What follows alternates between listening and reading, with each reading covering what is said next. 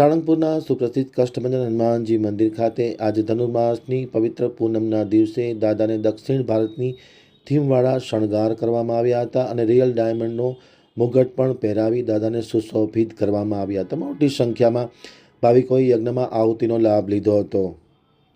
હવે જોઈએ સાળંગપુર આમતક ન્યૂઝ બ્યુરોમાંથી ચિંતન વાગડિયાનો એક વિસ્તૃત અહેવાલ. શ્રી સ્વામિનારાયણ મંદિર વડતાલ ધામ સંચાલિત સુપ્રસિદ્ધ યાત્રાધામ સાળંગપુર ધામ ખાતે પરમ પૂજ્ય શાસ્ત્રી સ્વામી હરિપ્રકાશ દાસજી મહારાજ અથાણાવાળાની પ્રેરણાથી ધનુર્માસ પૂનમ એવં શનિવારે શ્રી કષ્ટભંજન દેવ હનુમાનજી મંદિર ખાતે પરંપરાગત રીતે દક્ષિણી થીમ પર વિશેષ શણગાર કરવામાં આવ્યો હતો. દાદાના સિંહાસન અને ગર્ભગૃહને દક્ષિણ ભારતીય મંદિરોની પરંપરા મુજબ કલાત્મક રીતે સજાવવામાં આવ્યા હતા.